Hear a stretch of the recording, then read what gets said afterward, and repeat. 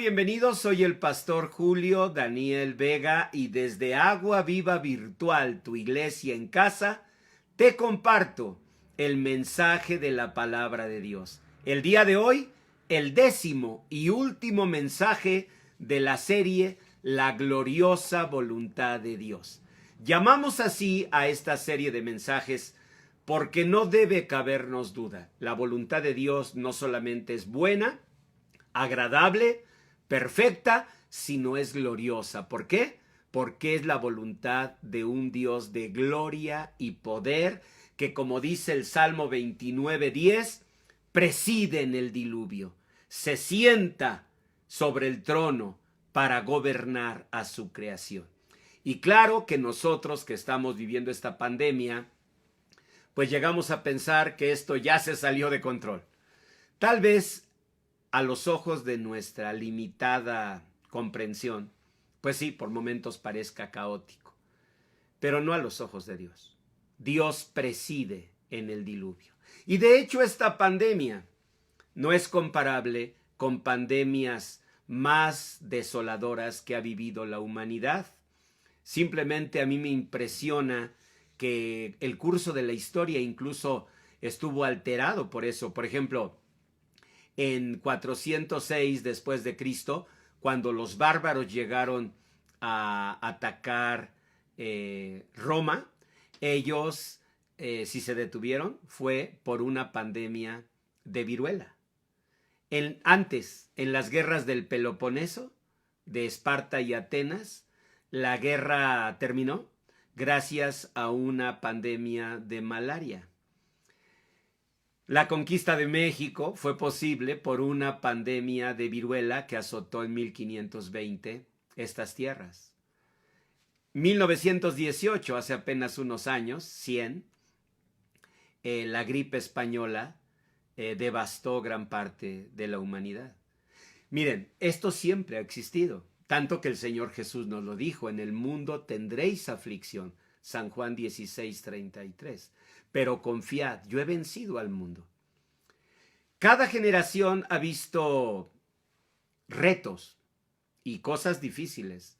A mí me impresionan, por ejemplo, las personas que vivieron el tiempo, por ejemplo, de la independencia, ahora que acabamos de celebrarla, ¿no? Ustedes se imaginan vivir en una guerra, en medio de una guerra civil. Debe haber sido terrible.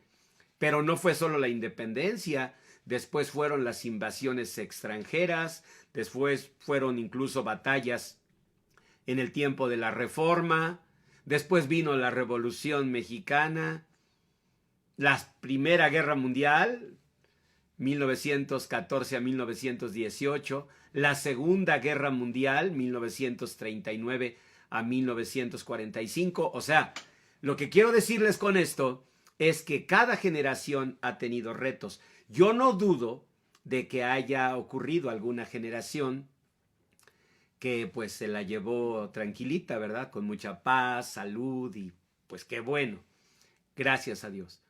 Pero a nosotros nos tocó ser esta generación. La generación que vive, que enfrenta y que debe superar en el nombre de Dios esta pandemia.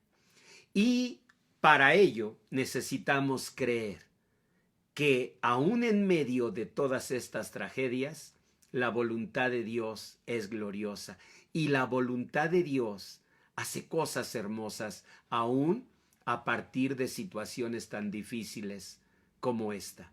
Porque hoy vamos a concluir que la voluntad de Dios, la gloriosa voluntad de Dios, nos redime, nos redignifica y graben esta palabra: retribuye.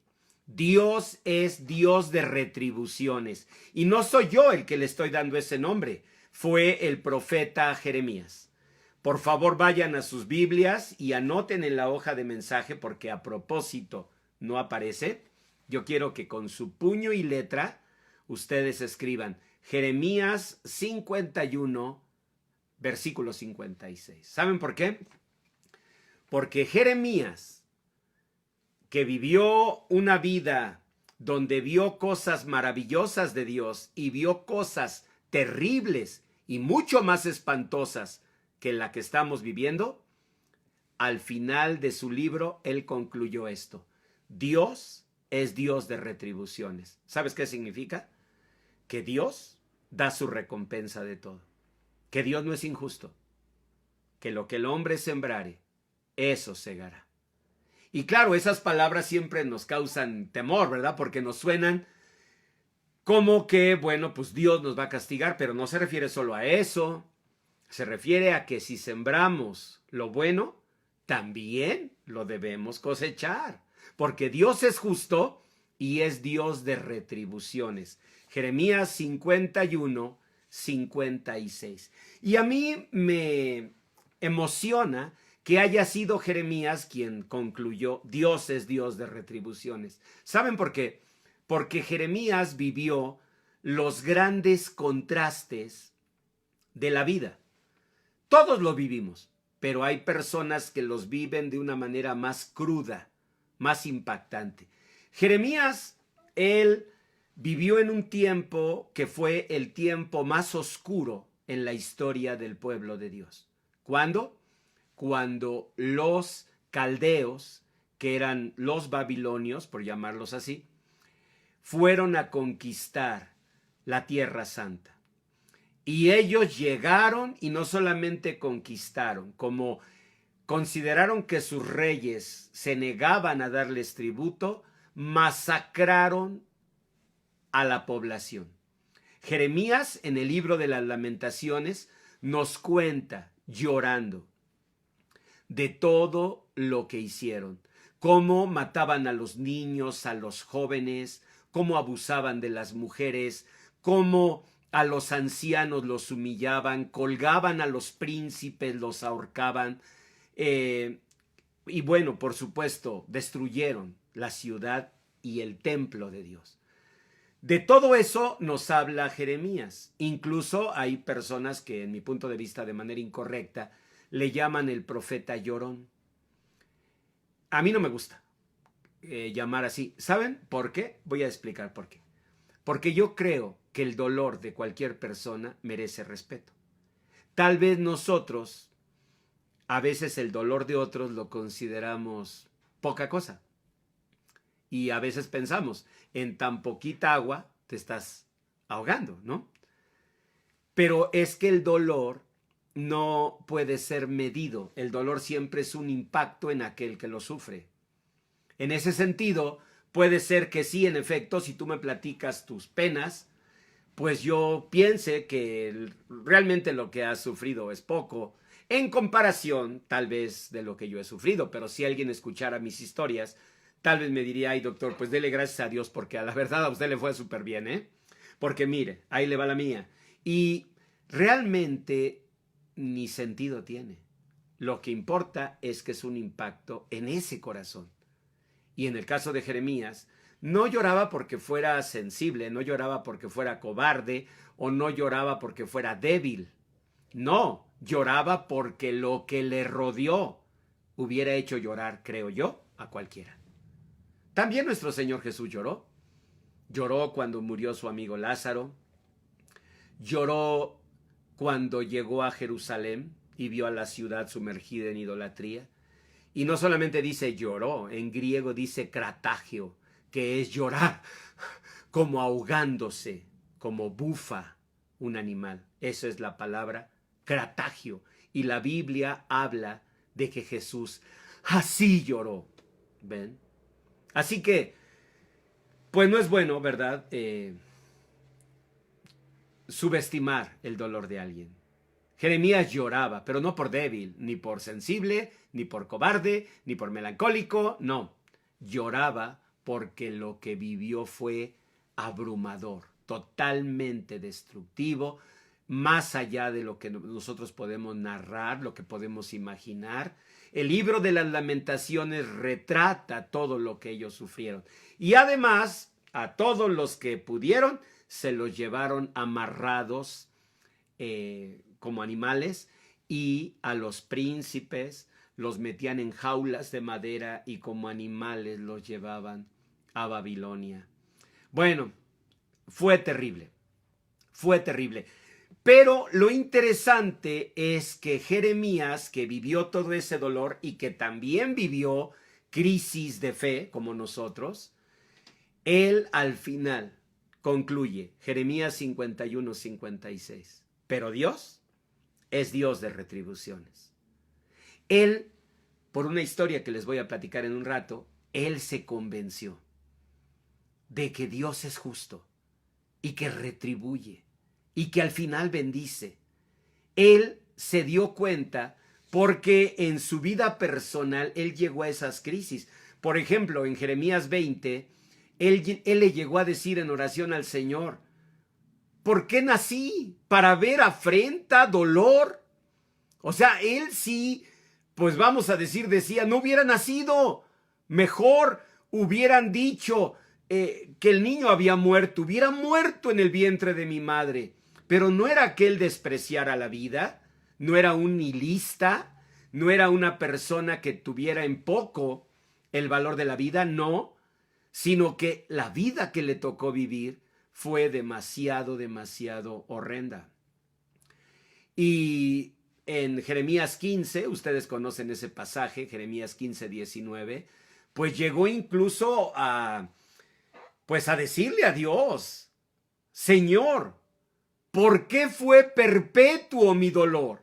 ¿Por qué mi herida desahuciada no admitió curación? ¿No serás para mí como una cosa ilusoria? O sea, llegó él a pensar, igual ni siquiera existes. Igual es una idea que tenemos los seres humanos, en este caso los judíos, de que tú vives, de que tú nos vas a rescatar.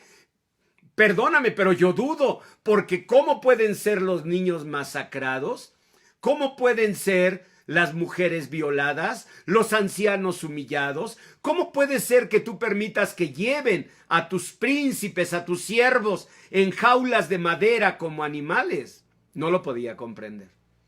Sepan esto, siempre habrá situaciones que nos van a sobrepasar. Siempre. Situaciones que van a ir más allá de la capacidad que tenemos de comprender, de la capacidad que tenemos de sentir, de la capacidad que tenemos de permanecer.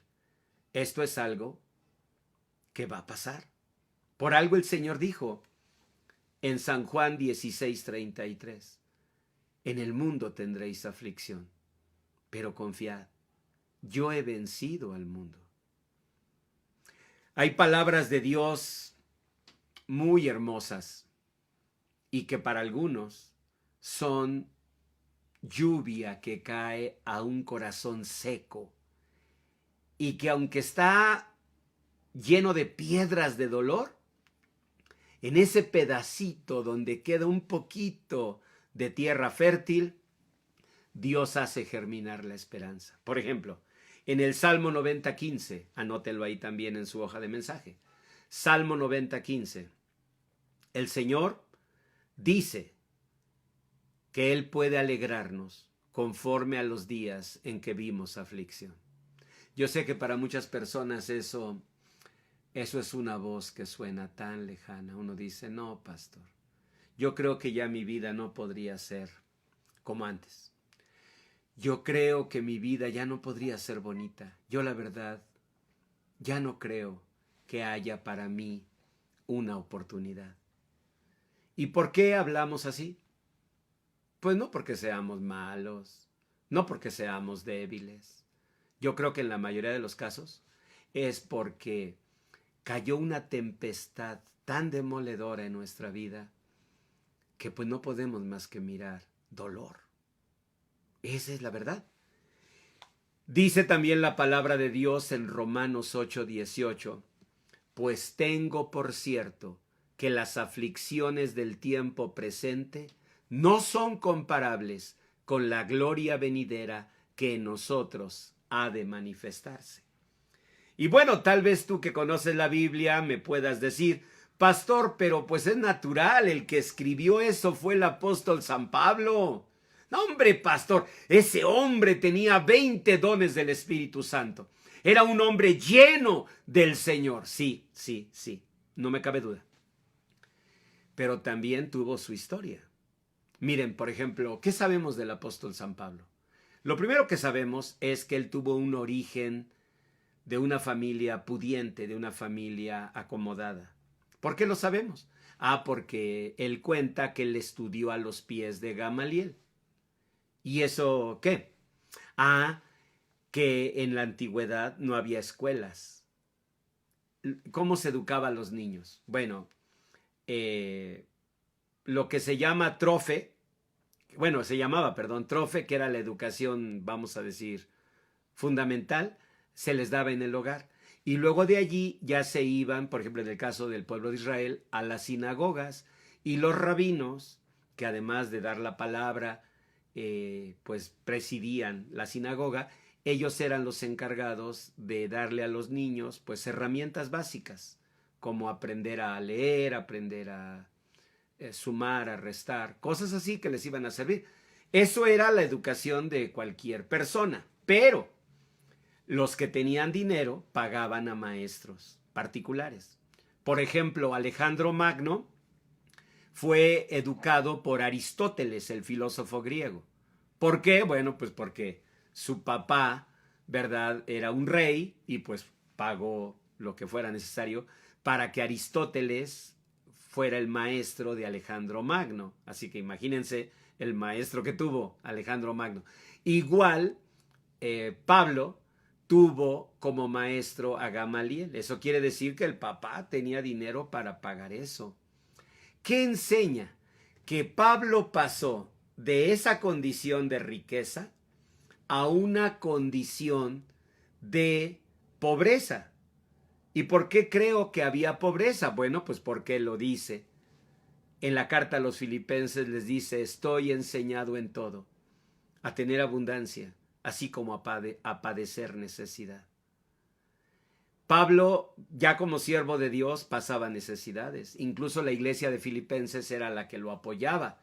Pablo tenía que trabajar con sus manos. Y dice la palabra de Dios que él estaba orgulloso de eso. Decía, porque para mi sostén, mis manos me han bastado. ¿Saben qué hacía Pablo? Él hacía tiendas de campaña. Él hacía como casas de campaña, tiendas. Eso hacía. ¿Cómo eran? Pues de pieles que ellos juntaban, cosían y que amarraban con cuerdas.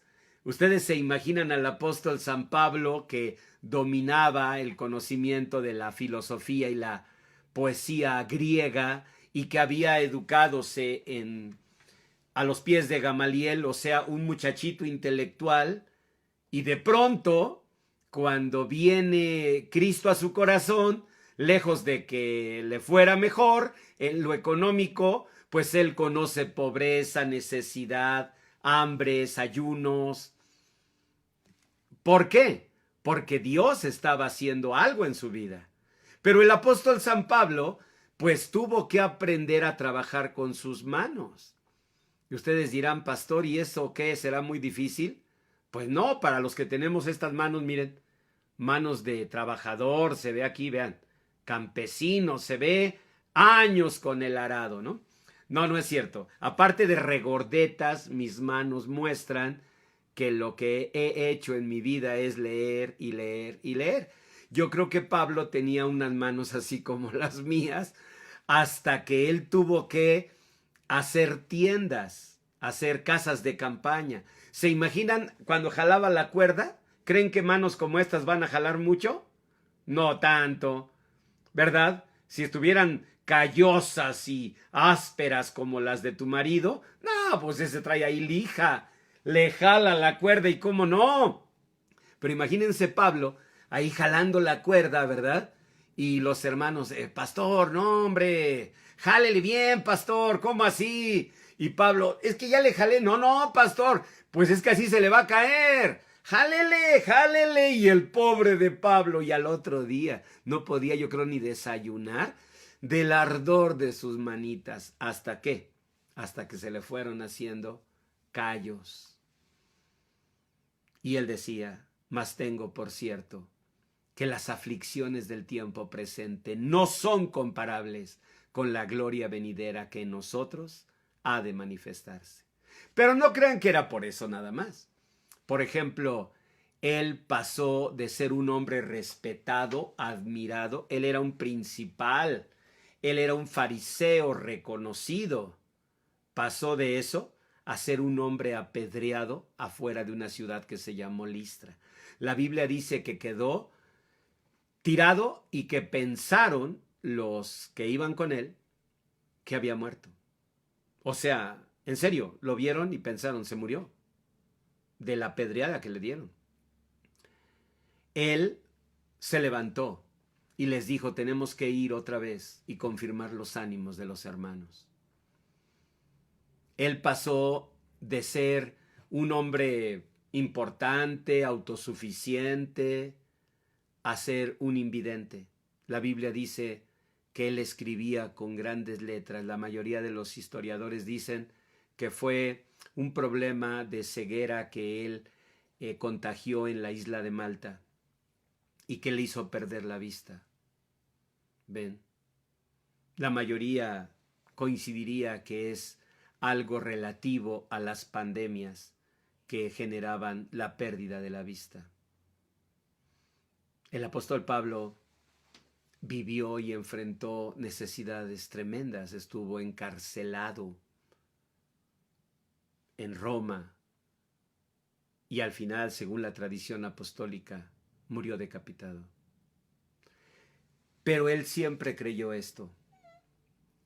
Yo tengo, por cierto, que las aflicciones del tiempo presente no son comparables con la gloria venidera que en nosotros ha de manifestarse. Dichosos los que en su corazón, aunque han caído piedras de dolor, por la gracia de Dios conservan un pedacito de tierra fértil que cuando llega la palabra de Dios, ellos sienten cómo renace, y aunque al principio es débil, la esperanza va creciendo y creciendo, y por la gracia de Dios ven cumplida la palabra. Vean la primer lectura de la página 1. Levántate, resplandece, porque ha venido tu luz, y la gloria del Señor ha nacido sobre ti. Yo creo que Dios, en su misericordia, siempre nos hace oír voces de esperanza, nos manda mensajes de salvación, nos manda palabras de aliento, nos llama a salir de ese pozo de desesperación, de ese lodo cenagoso. Nos llama el Señor, levántate, resplandece, porque ha venido tu luz. Pero creo, tanto por mi experiencia como pastor, como también por mi experiencia como psicólogo, que en muchos casos la tierra ya no recibe esa semilla, ya no recibe esa lluvia. Es decir, el corazón se hizo un desierto estéril, donde ya no hay nada. Y yo por eso creo que nosotros, si queremos una esperanza, si queremos un aliento, debemos nosotros venir al Señor, porque es el único que podría tomar ese desierto y transformarlo y convertirlo, como su palabra dice, en huerto del Señor. Es solamente Dios. Y les voy a dar el ejemplo. Aquí vamos a ver, vean en la página 1, vamos a leer 2 de Reyes 24, al final de la página 1. Vamos a hablar de una persona que vivió una vida que impactó a Jeremías. ¿Recuerdan qué les dije de Jeremías? Que era un hombre que sí, era un hombre que lloraba, pero no por débil, ni por cobarde, ni por demasiado sensible, sino porque le tocó vivir algo que yo creo habría hecho llorar a cualquiera. Le tocó vivir el tiempo más horrendo del pueblo de Dios. Bien, él, al terminar su libro, la última historia, la dedica a la vida de este hombre, un rey de Judá que se llamó Joaquín. ¿Y saben por qué la dedica? porque a Jeremías le impactó mucho esta historia. Yo espero en Dios que a ti te impacte, pero no impacto en el sentido de que digas qué interesante lo que predicó el pastor. No, no, no. Que te impacte y me impacte con el impacto que el Espíritu Santo puede hacer. Es decir, que grabe el Espíritu Santo esta historia en nuestro corazón. ¿Para qué? Para que nosotros nos demos la oportunidad que Dios nos sigue dando. Escúchalo. Para que tú y yo nos demos a nosotros mismos la oportunidad que Dios nos sigue dando. Yo soy un convencido de que en muchas personas Dios les sigue dando una oportunidad, pero que son esas personas a causa del dolor, a causa del sufrimiento, que ya no se dan la oportunidad que Dios les sigue ofreciendo. Que ya no reciben, pues, esa lluvia de esperanza. Que ya no son capaces de interiorizar esa semilla de fe. Que ya no se dan la oportunidad que Dios les da. Y este es el caso que impresionó a Jeremías. Lean, por favor, es Segundo de Reyes, capítulo 24, versículo 8 en adelante. O síganlo en sus hojas de mensaje. Dice, de 18 años era Joaquín cuando comenzó a reinar. Ahí les puse una foto al lado de una pintura que trató de representar cómo era ese rey Joaquín. Tenía 18 años. Y en unos meses, él vivió lo que hoy estamos viviendo en esta pandemia, que técnicamente se llama desestructuración. Desestructuración, así se llama técnicamente, desde el enfoque psicológico, científico. ¿Qué es eso? Es un proceso que daña profundamente al alma humana. ¿Cuándo? Cuando se operan cambios sin dar la oportunidad a la mente a una adaptación. El ser humano, desde su percepción, en su razonamiento, en sus emociones, tiene la capacidad de adaptarse. Dios nos hizo con capacidad de adaptarnos, pero los cambios deben permitirnos el tiempo de la adaptación. Cuando los cambios se suceden sin control, la mente, las emociones, la interpretación, aún los sentidos no alcanzan a adaptarse y sufrimos lo que se llama desestructuración, que es lo que muchas personas están viviendo. Desestructuración es lo que muchas personas están viviendo hoy. Y que pues tú no lo ves porque no se les hincha la piel, porque no les salen granitos, porque no les sube la temperatura corporal, no, pero están desestructurados. ¿Qué significa? Que ellos están sin capacidad de futuro, sin capacidad de esperanza y están en un peligro, creo yo, más letal que el propio contagio. Porque el contagio, en un caso de muerte, terminaría con nuestra vida y ya. Pero una desestructuración de esa magnitud puede hacer que los siguientes 40 años de vida sean como una muerte en vida durante 40 años. Es muy impactante esto y sucede cuando se precipitan situaciones totalmente ilógicas, totalmente inesperadas, totalmente contradictorias como lo que estamos viviendo. O sea, nosotros de pronto fuimos sorprendidos con una situación que nadie de nosotros había vivido. Tal vez algunos estudiando historia o medicina habíamos tenido alguna idea de pandemias y datos históricos, pero nada que ver con lo que estamos viviendo hoy. Y así pasó en la vida de este Joaquín. Tomen la lectura, es Segundo de Reyes 24 y dice en el versículo 8 que este Joaquín del que vamos a hablar tenía 18 años cuando comenzó a reinar. ¿Sí? 18 años en que él vivió una vida pues ideal, estable, feliz. Él era hijo de un rey, por lo tanto, pues nació príncipe.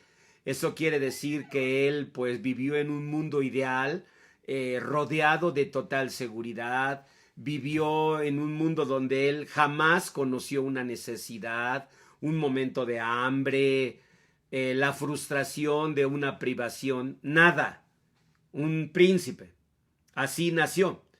Pero a los 18 años, poquito antes, todo cambió. Pero en cosa de meses, su papá murió y él pasó de ser un hijo a ser un huérfano. Su papá murió. Segundo, llegan y le dicen, Joaquín, tu papá murió. El rey ha muerto. ¡Viva el rey! Tienes que salir en este momento al balcón del palacio y hablar al pueblo como el nuevo rey, sucesor de tu padre.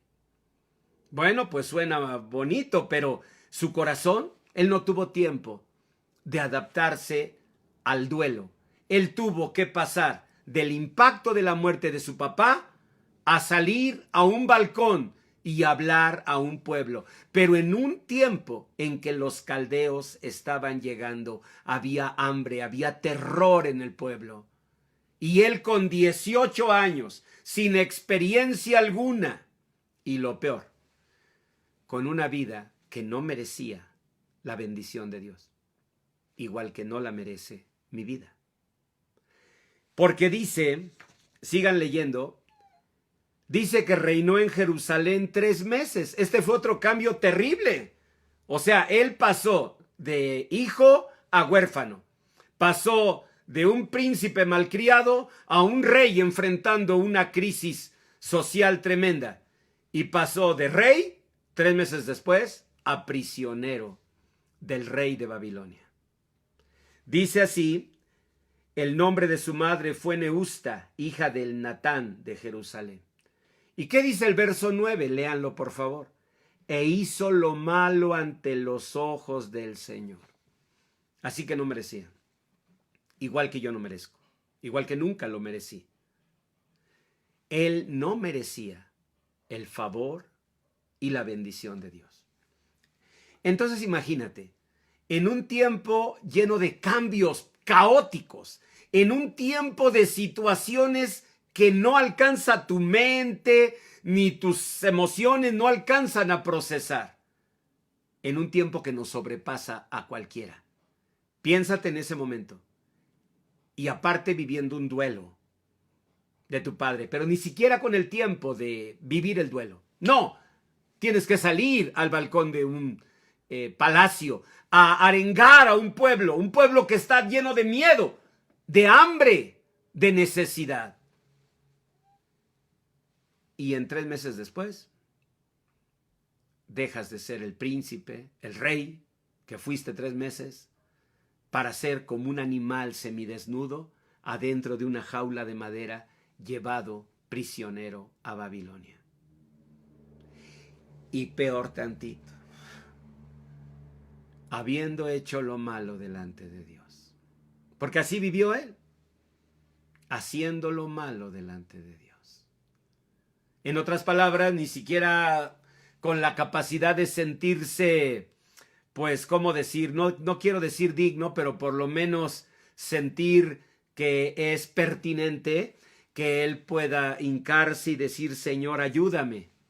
Él no, porque él sabía que él era nefasto, que había hecho lo malo delante de los ojos del Señor. Eso sí, tenía un resquicio de cierta justificación, que solo Dios sabe qué tanto lo justificaba, porque dice conforme a todas las cosas que había hecho su padre. ¿Qué quiere decir? Que aparte de todo lo que ya les conté, él tenía el mal ejemplo, la mala enseñanza de su padre. Los padres nos dan cosas muy buenas, pero a veces nos dan cosas muy malas. Y como son nuestros padres, eso se introyecta profundamente en nosotros. No quiere decir que nos exime de responsabilidad, de ninguna forma. Pero sí quiere decir que influye, a veces de manera muy poderosa. Yo he tratado en mi rol de psicólogo con casos donde me dicen, doctor, pero mire, yo ni siquiera conviví con mi papá. Si hubiera convivido, pues sería como muy lógico, ¿verdad? Porque es un aprendizaje social. Pero yo ni siquiera conviví. ¿Por qué soy como él? Y hay explicaciones que intenta la psicología, que no las voy a tratar aquí porque no es el asunto.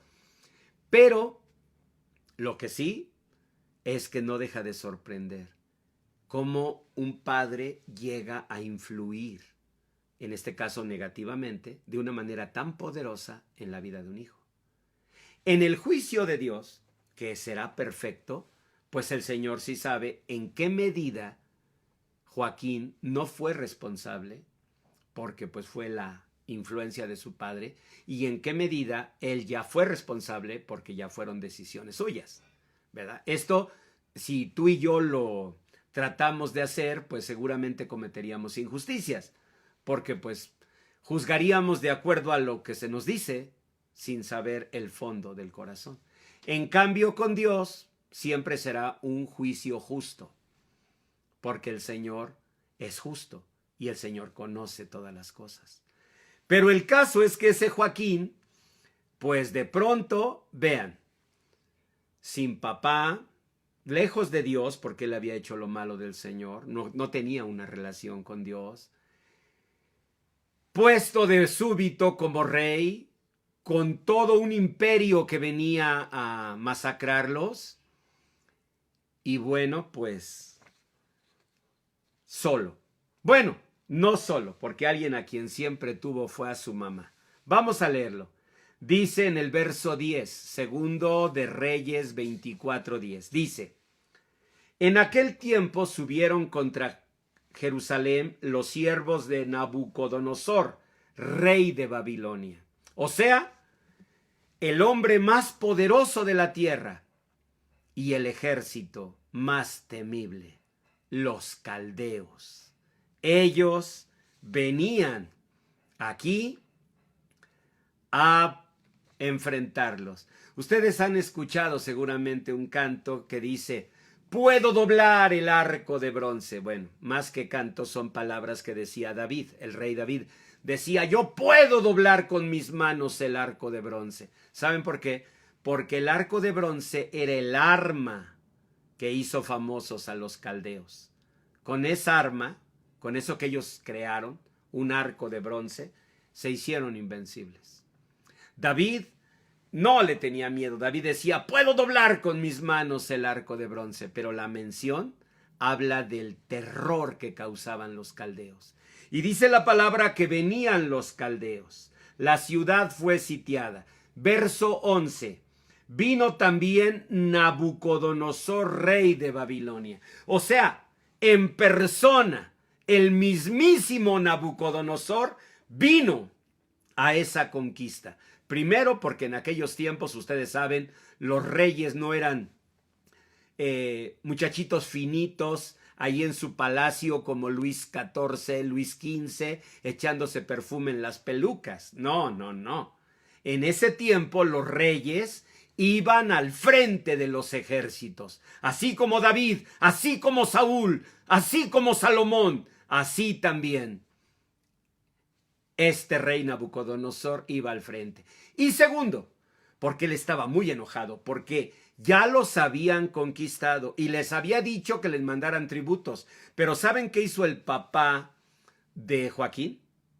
El papá de Joaquín trató de hacer una alianza con Egipto para ir contra Babilonia.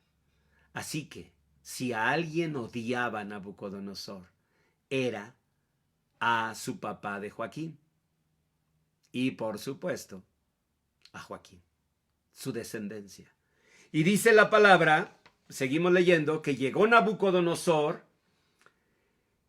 y cuando estaban sitiados. Verso 12. Entonces salió Joaquín, rey de Judá, al rey de Babilonia. Qué momento tan breve, pero tan significativo.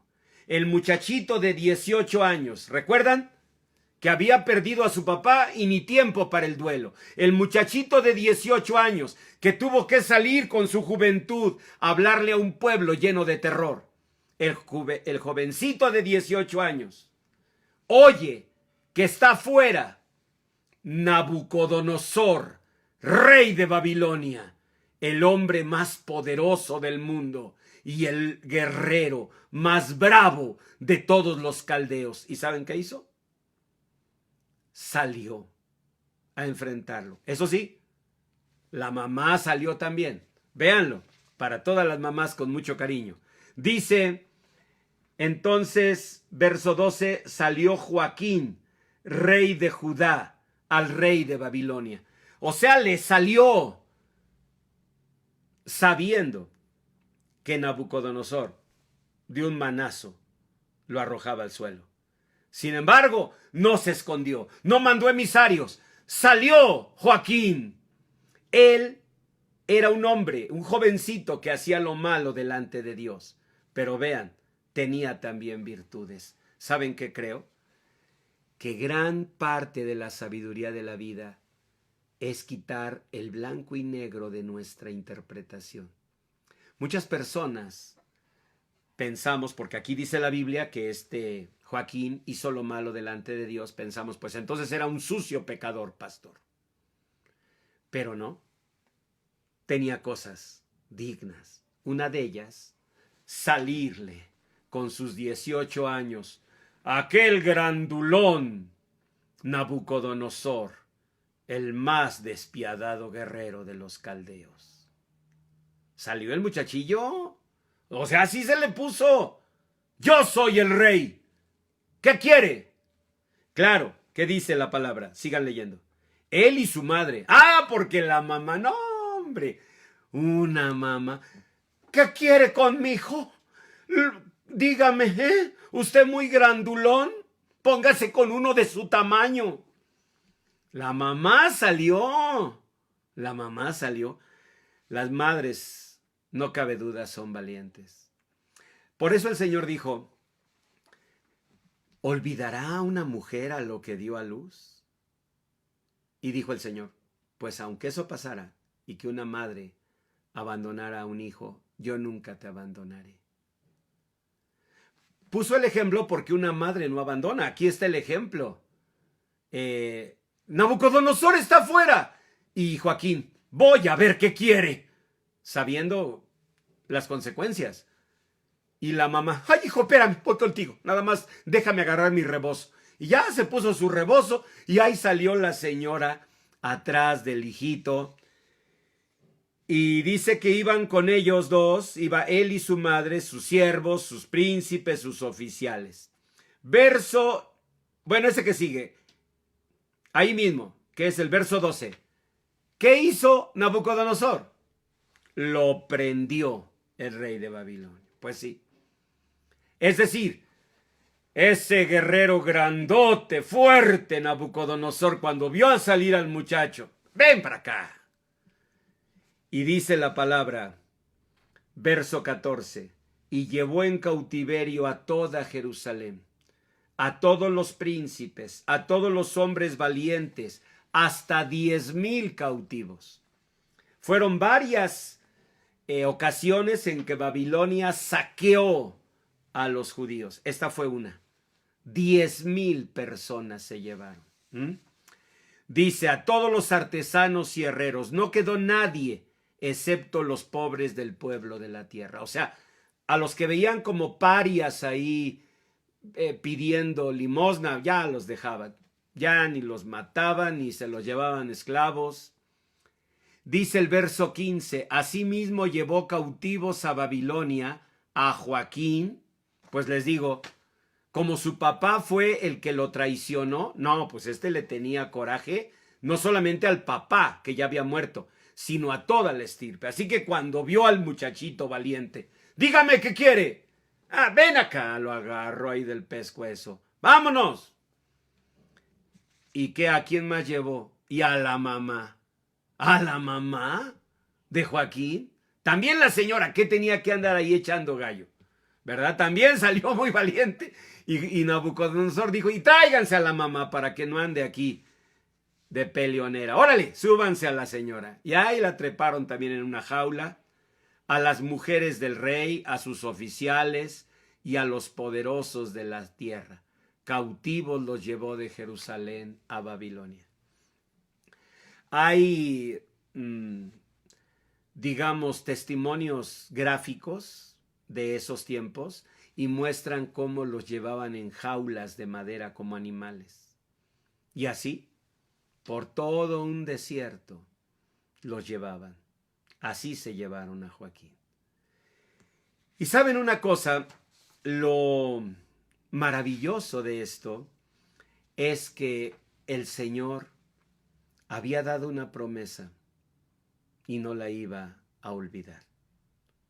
No la iba a olvidar. El Señor en su misericordia iba a cumplir una promesa. Lean por favor en la página 2.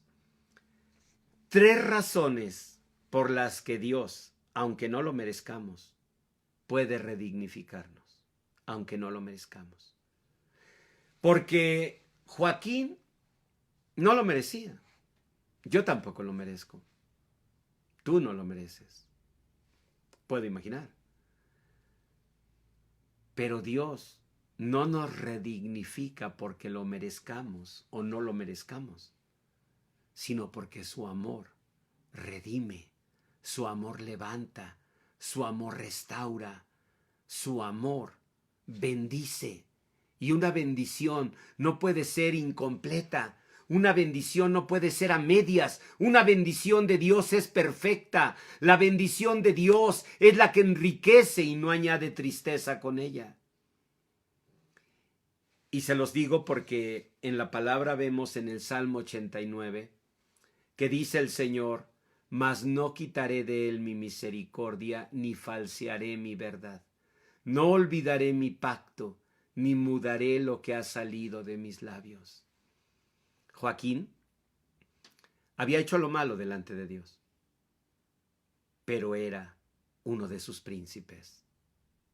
Joaquín había hecho lo malo delante de Dios, pero era hijo de un príncipe de Israel.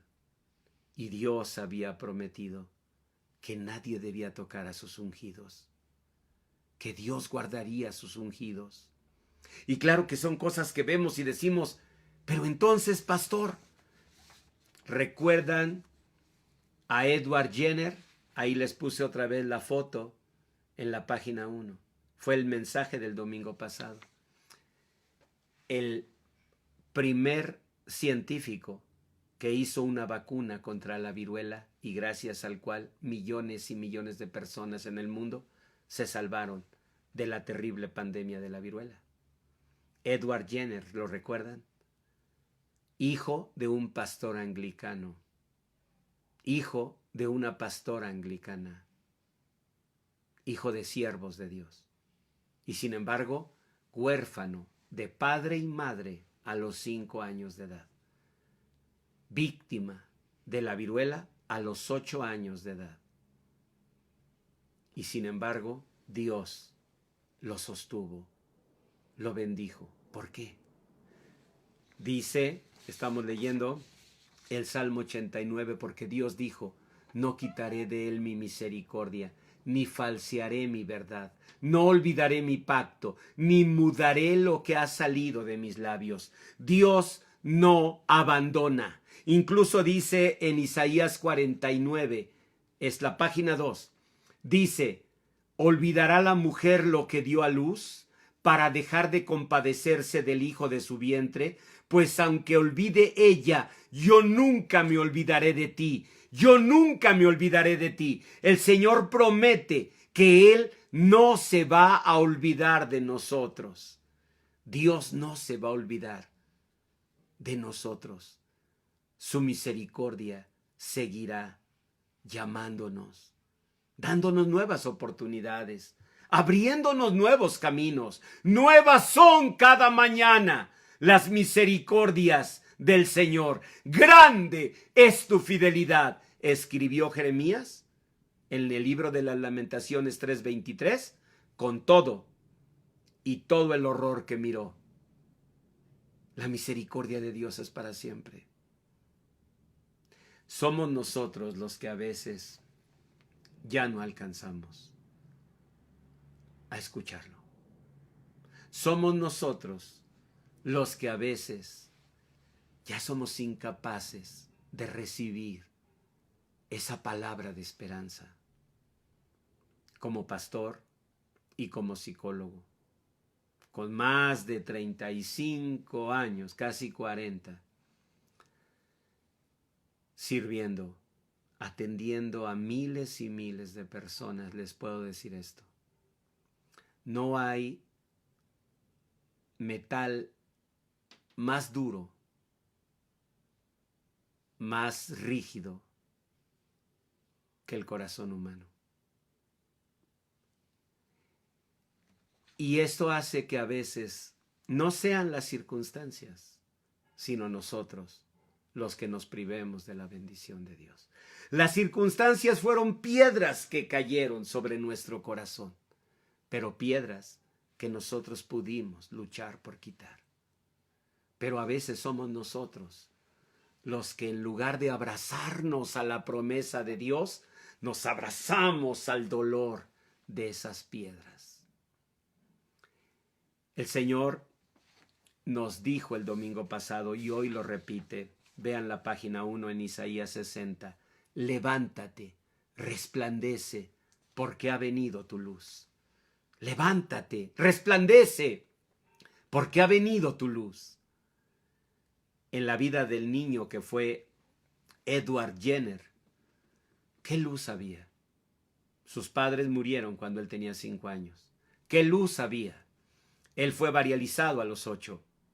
¿Qué luz había? Creció en pobreza. ¿Qué luz había? Y sin embargo hubo una luz. Dios lo sostuvo. Dios le dio educación. Dios lo guardó. Y Dios lo llevó a lo que había planeado. Ser el primer médico que inventó una vacuna. Desde entonces la humanidad ha sido bendecida.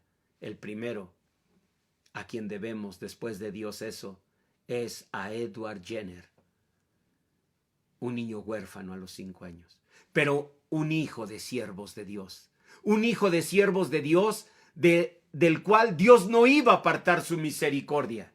Esa es la fe, creer que Dios no va a apartar su misericordia. Miren, Joaquín fue llevado a Babilonia junto con su mamá, junto con los demás príncipes, y fueron echados en mazmorras. Tiempo después, dado que Nabucodonosor dejó de rey al tío de Joaquín, era el tío, y le puso de nombre Sedequías. Dijo, tú te vas a llamar Sedequías, y tú vas a quedar aquí de rey.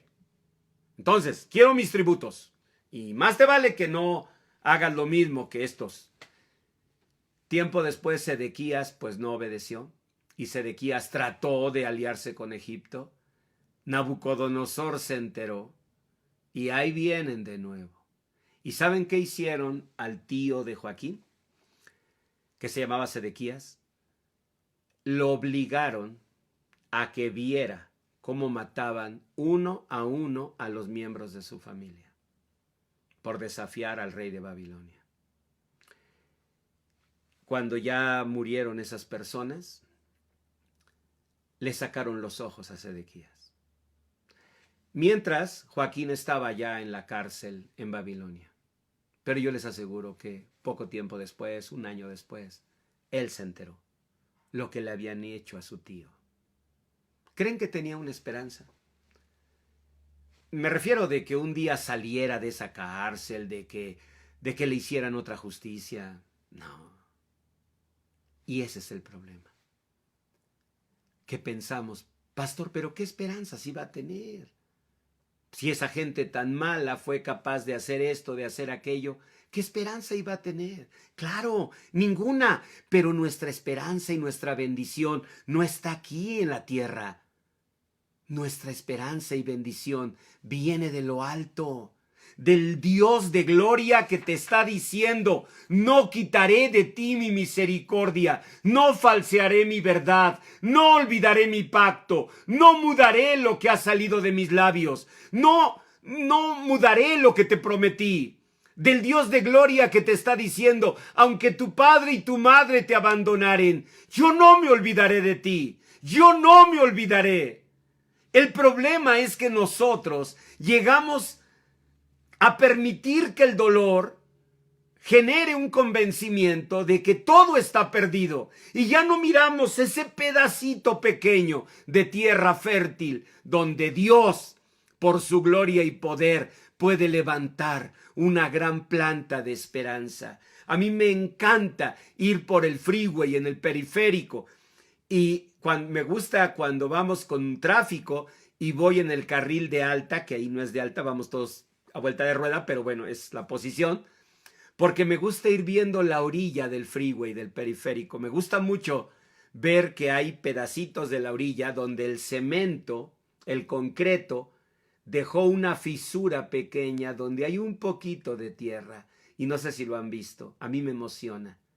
Ves plantitas que crecen, que no tuvieron en esta vida más que un poquito de tierra.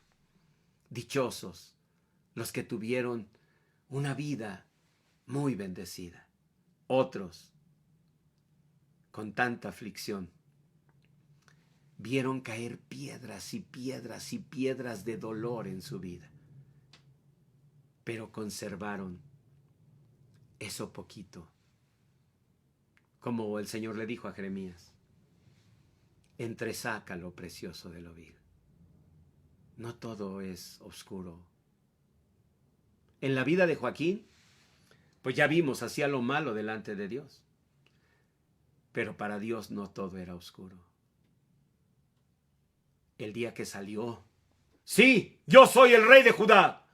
Ese muchachito de 18 años, flaquillo, con valor, a enfrentar al gigante Nabucodonosor. ¿Ustedes creen que Dios no lo vio? Nosotros tendemos, por una situación de polarización de nuestra mente, a mirar las cosas en blanco y negro y entonces a ver solo lo malo o a ver solo lo bueno. Dios le dijo a Jeremías: entresaca lo precioso de lo vil. Y yo creo que Joaquín es el mejor ejemplo. Joaquín hizo lo malo delante de Dios. ¿Por qué Dios fue a rescatarlo? Primero, por su misericordia. Y segundo, porque Dios no olvidó el día que él salió a enfrentar al rey de Babilonia como un príncipe del pueblo de Dios. Claro, con la mamá al lado, ¿no? Que ya venía a defenderlo. Lo que quiera con mi hijo, conmigo. Pero salió el muchacho. La Biblia no dice, y como tenía 18 años y como había sido un chamaco chiqueado, un chamaco malcriado, pues no, ¿qué creen? Que le dijo: mamá, tú sal. No, salió. Tenía 3 meses de rey. ¿Y qué hizo? Salió. Eso Dios no lo olvida. Dios no olvida. ¿Y recuerdan el principio de este mensaje? Jeremías 51-56. ¿Qué es Dios? Es Dios de retribuciones. ¿Y saben cómo retribuyó? Vean por favor en la página 2, Jeremías 52-31, y noten algo. Así termina el libro de Jeremías, con esta historia. Así termina. ¿Casualidad? No. Jeremías lo que quiso decir es: antes de terminar mi libro, quiero decirles algo. Me tocó, como a los de la pandemia del 2020, vivir un tiempo muy difícil. Y vi cosas muy tristes, pero también vi cosas maravillosas. Y les voy a contar qué pasó con Joaquín. Y se arranca Jeremías 52-31 y dice: y sucedió que en el año 37 del cautiverio de Joaquín, rey de Judá, o sea, sucedió que cuando habían pasado 37 años, Ya Joaquín no tenía 18, ahora tenía 55. ¡Qué barbaridad! Toda una vida. Mi edad es entre 18 y 55. Vean. No, no es cierto. La verdad ya pasé de los 55, aunque me veo chiquillo. Pero bueno, él tenía 55 años. Dice, sucedió que en el año 37 del cautiverio de Joaquín, en el mes 12º, a los 25 días del mes, Evil-Merodec, el nuevo rey de Babilonia, porque pues pasaron 37 años, Nabucodonosor, el que se lo llevó prisionero, pues se murió, y pasaron otros reyes, y el que llegó en el año 37, Evil-Merodach, lo mandó llamar. Quiero que se imaginen el momento, 37 años viviendo en una mazmorra, comiendo mendrugos de pan, en un lugar lúgubre, sin luz, húmedo, allí en una mazmorra, como un animal casi. Joaquín, de pie. El rey de Babilonia, Evil-Merodec, quiere hablar contigo. Yo les puedo asegurar que Joaquín fue caminando sin otro pensamiento que este. Me van a matar. Él sabía que fueron capaces de matar uno por uno a los miembros de la familia de Sedequías y que él lo viera, lo pusieron para que viera morir a cada persona de su familia. Y luego le sacaron los ojos. O sea, él sabía que eran capaces de todo, que lo habían tenido 37 años prisionero. ¿Qué más puedes esperar? Ese es el punto, que tú dices, pastor, ¿yo qué más puedo esperar? Mire, después de esto y esto y esto, dígame qué más puedo esperar. Ese más es la diferencia. Porque ese más podría llevarte a esperarlo todo si volteas a los cielos. Dice la palabra, alzó la cabeza de Joaquín, rey de Judá, y lo sacó de la cárcel. Verso 32. Y habló con él amigablemente. Yo me imagino ese momento. Joaquín de 55 años llegando ante el rey de Babilonia con la cabeza agachada, esperando la orden. Se terminó tu condena. Serás decapitado. Y él caminar hacia el cadalso, como no había otra forma de imaginarlo. Y de pronto, Joaquín, levanta tu cara. Soy Evil-Merodec, rey de Babilonia. Y revisando tu historia, veo que eras rey de Judá, ¿cierto? Sí. Si eres un rey, nunca dejas de serlo. Eres rey de Judá. Y aquí serás parte de los reyes que están conmigo. Ven, acompáñame. Por cierto, traigan ropa. Huele horrible. Ven, acompáñame. Y ahí va Joaquín. Este será tu trono. Y él volvió a mirar un trono, el que miró de niño, donde se sentaba su papá, en el que él se sentó 3 meses. Él volvió a mirarlo. Le dijo Evil-Merodec, este será tu trono. Ah, y desde ahorita que te den tu ropa, te vistes como rey y te espero en la mesa de los reyes. Así termina el libro de Jeremías. ¿Saben por qué? Porque Jeremías nos quería decir, lloré mucho. Le dije, Señor, ¿para qué nací? ¿Para ver trabajo y aflicción? Un día me da vergüenza, pero hasta me enfrenté a Dios y le dije, ¿por qué fue perpetuo mi dolor? ¿Por qué mi herida desahuciada no admitió curación? A lo mejor eres para mí como una cosa ilusoria. El dolor me hizo decir todo eso, nos diría Jeremías. Pero un día miré la misericordia de Dios. El rey Joaquín, 37 años después, fue redignificado, redimido, retribuido. Dios es Dios de retribuciones. Así termina el libro de Jeremías. Con una conclusión: Dios es Dios de retribuciones. Él no te va a olvidar. Él nunca te va a abandonar.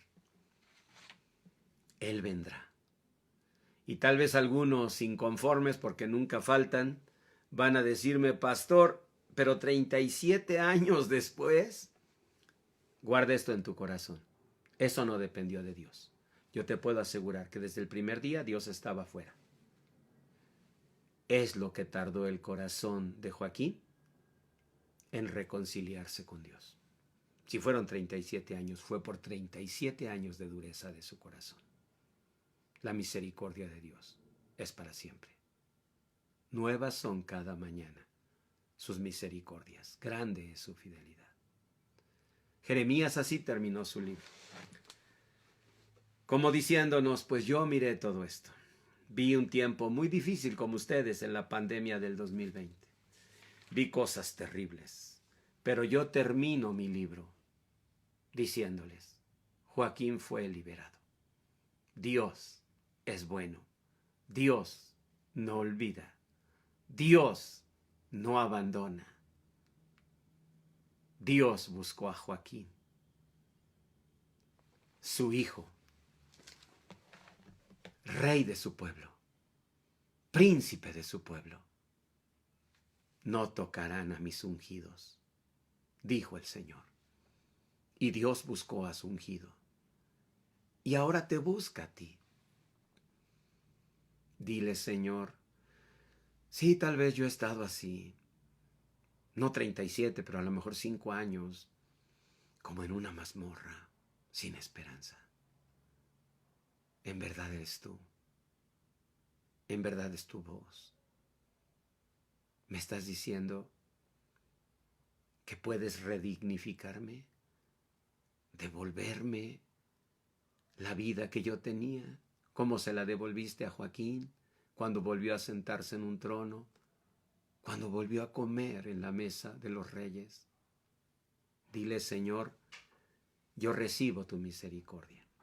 Vamos a orar. Señor, en el nombre de Jesús, que esta palabra tuya sea puesta por la unción de tu Espíritu Santo en lo más profundo de cada corazón. Dile, hermano, hermana: Señor, yo recibo esta palabra y recibo esta invitación. Y creo, Señor, porque es tu palabra predicada, que esta invitación viene de tu corazón al mío. Señor, como Joaquín, me levanto a resplandecer, porque aunque han pasado muchos años, hay una vida que tú me sigues ofreciendo, y una bendición, una alegría, una felicidad que puedo alcanzar para mí y para mis seres queridos. Señor Jesús, te recibo como Señor y Salvador de mi vida. En el nombre de Jesús te lo pido. Ven a mi corazón y levántame como levantaste a Joaquín, y sácame de esta cárcel y llévame de nuevo a la dignidad de una vida bendecida por ti. En el nombre de Jesús. Amén.